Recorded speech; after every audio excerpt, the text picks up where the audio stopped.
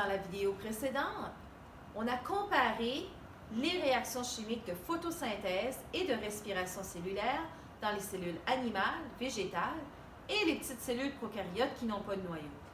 On va aussi regarder une troisième réaction chimique, la fixation de l'azote.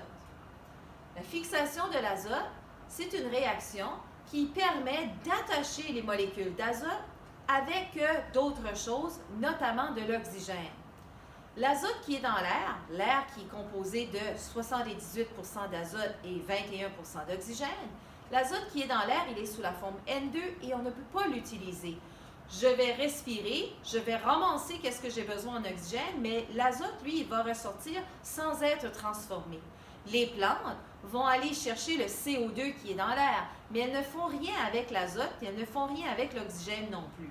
Alors l'azote qui est dans l'air sous la forme N2, ni les plantes, ni les animaux, on ne peut rien faire avec cet azote-là. Il est inutilisable et par les plantes et par les animaux. Alors, pour qu'on puisse l'utiliser, les plantes et les animaux, il doit être fixé. Et fixé, ça veut dire qu'il doit être attaché avec de l'oxygène.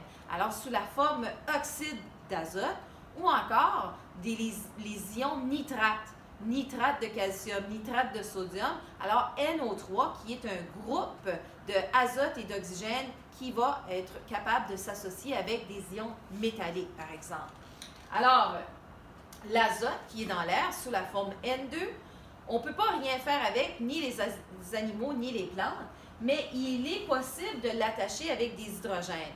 Les seuls organismes qui sont capables d'attacher l'azote avec l'hydrogène, ce sont des bactéries.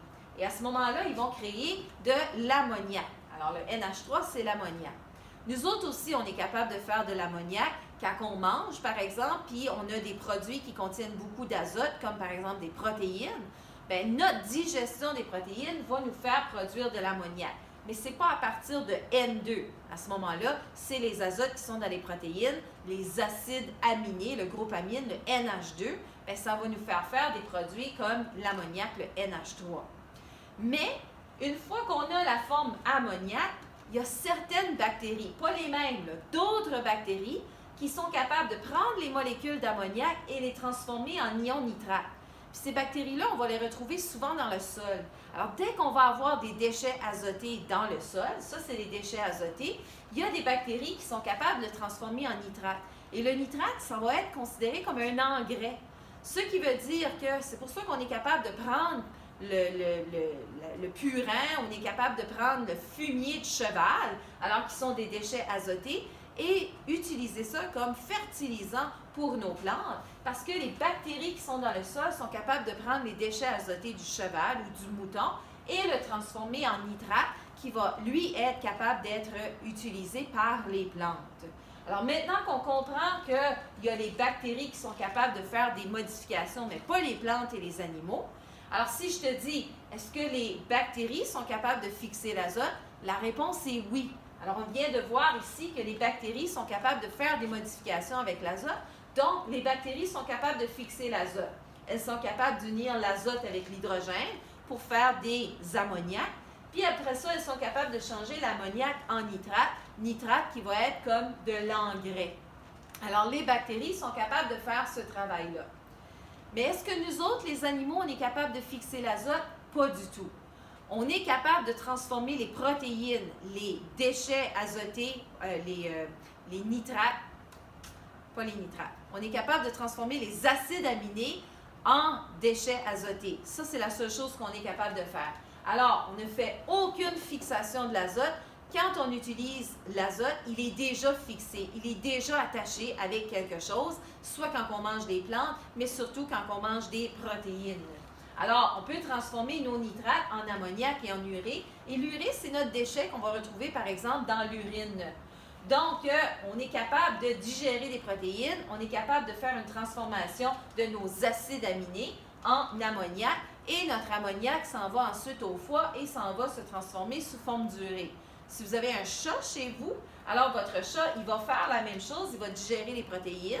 Après ça, il va le transformer en ammoniac et il va éliminer une partie de ses déchets sous forme d'ammoniac. Alors, c'est pour ça que la litière à chat, elle sent fort, elle sent l'ammoniac parce qu'eux autres, ils font moins de transformation de leurs déchets alors que nous autres. Nous autres, on les transforme tout en urée. Eux autres, il y a une partie qui va rester en ammoniac.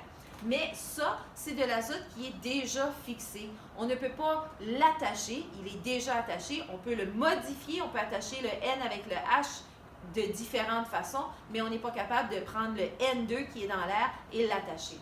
Et les plantes, elles, est-ce qu'elles sont capables? Non plus. Il y a des plantes, cependant, qui sont capables de fabriquer des protéines. Prenez, par exemple, la fève de soya. Il y a beaucoup de protéines dans le soya. C'est pour ça qu'on en fait du tofu, par exemple, que les végétariens vont manger. Alors, c'est une source de protéines pour eux. Alors, où est-ce que le soya va prendre son azote pour faire ses protéines? Parce qu'on sait qu'une protéine, c'est faite avec des acides aminés. Donc, ça prend le groupe amine, ça prend l'azote. Mais il ne va pas le prendre dans l'air parce qu'il est incapable d'aller le chercher dans l'air.